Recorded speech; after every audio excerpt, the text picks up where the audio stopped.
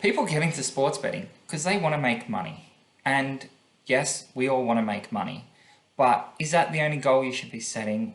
I don't think so. I think you need to be able to have different types of goals in order to take your sports betting from average to what a professional winning sports bettor would do. In this video, I'm going to have a look at how you set those goals and what type of goals you should be setting. So join me as I have a look at goal setting for sports betting.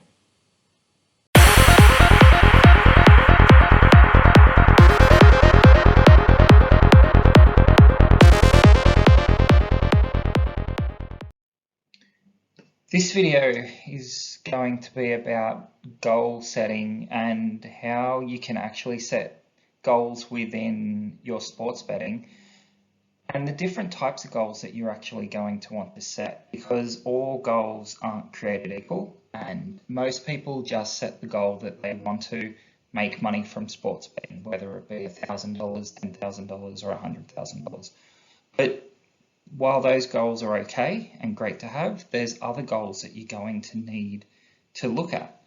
So let's have a bit of a look at why you need different goals as a professional gambler and what those goals are. So there are three types of goals that you can set. So one of those is an outcome goal. So it is generated based on an outcome happening. And I'll give some examples of each of these three types of goals as we go forward. But outcome goals are generally exactly what most punters set. I want to make $1,000 this year in sports betting.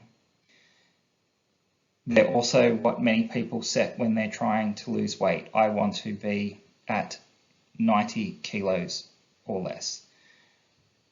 These type of goals, once achieved, need more goals to be set so that you can continue to improve. Now, there are process goals. Process goals are defined on the process that you're using in your sports betting. So these are going to be things around what you need to do in order to achieve the outcome goals that you have set. And the last type is performance goals. So obviously these types of goals are going to be around percentage returns that you're making or your maximum drawdown that's occurring. They're going to be around how you perform overall rather than at a particular point in time. So let's jump in and have a look at each of these goals a bit more in detail. The first one, as I said, is outcome goals. So most people will set outcome goals through their life, especially in sports betting. So they'll be things like make $10,000 in profit, or increase the bank to $50,000, or create 5 models and have them running live. So there's a specific number that you're trying to reach and hit. And once that's hit, you then need to set a new outcome goal. So once you've made $10,000 in profit, you will change that goal to $20,000 in profit.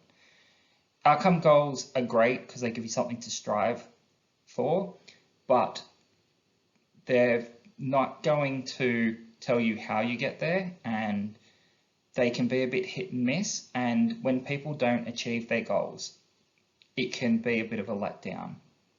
There's also the issue that when people do achieve their goals, they think they've done something and they stop increasing the goal that they're trying to hit. So they hit their 10,000 in profit and they just leave it there. They don't reset it at 15,000, 20,000, 100,000. So outcome goals are the first set of goals that you need, but they're not the only goals that you need. Process goals to me are the most important goals that need to be set. So these are goals about what you need to do in order to hit your outcome goals. So I've got 3 examples here. As someone who does automation in sports betting, I could have a process goal to add 1 new data source per week. So at the end of the year, I now have 52 different data sources of information coming in that I can analyze and use in my models for sports betting. Now, if you're someone who does more analysis and looks at form or of a sporting event coming up or a race, then you may want to do a process goal more around spending a certain amount of time doing your researching and analysing the data. So it may be here, as I've put, 5 hours per week researching and analysing data. That way you've set a time period that you know you are going to dedicate to improve how you look at the form or how you improve your models or to look at a new sport, and that way you're continually improving and going to achieve your outcome goals.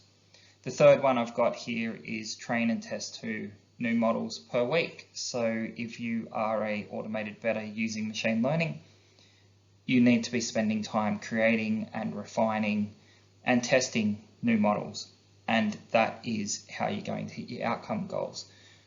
The trick with process goals is to understand what is the 20% of work that you need to do to hit the 80% of results. So it's the whole Pareto system, and ensuring that you are setting the goals around the right things. It's no good having a goal to do 30 hours of analysis and then you don't do much of that analysis full on and you kind of watch movies in between or don't pay attention or don't learn as you're doing that analysis. You always want to be striving to improve.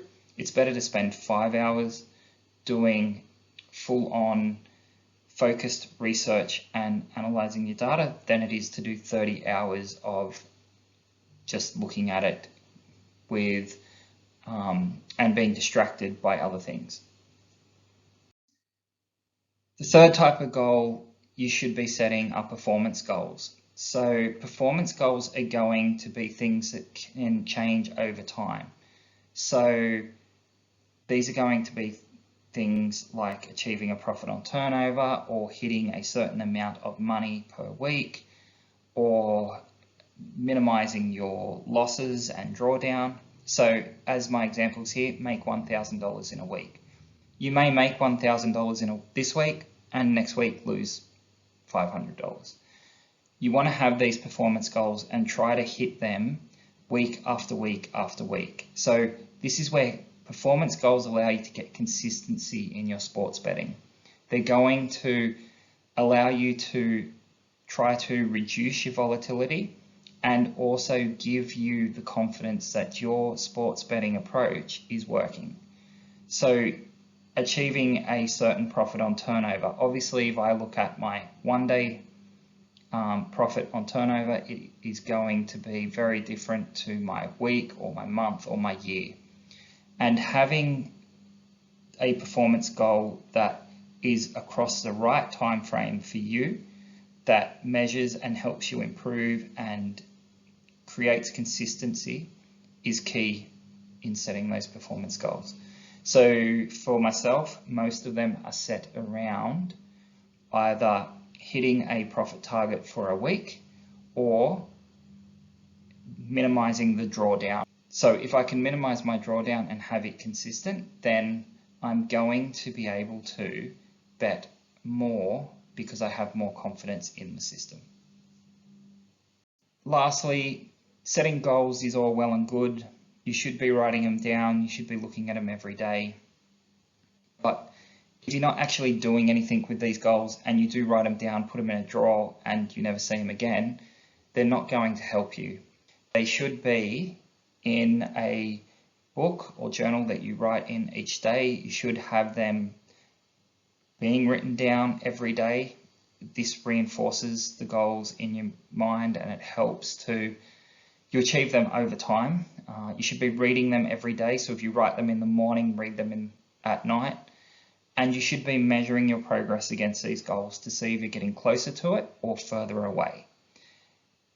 The good thing about this is if you're measuring your process and you are taking action, you should see some improvements. If you're not seeing improvements, then you've got the feedback that whatever you're doing is not working and you need to modify your goals or your process, and it could be that you need to take more action or spend more time analyzing and looking at things. So the main thing is have some goals, keep them at the front of your mind, and make sure you're measuring and taking action on them.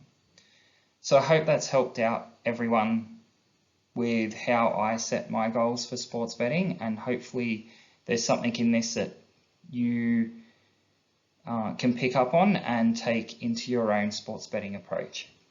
I'll leave it there, and I hope you have a great week betting. Thanks.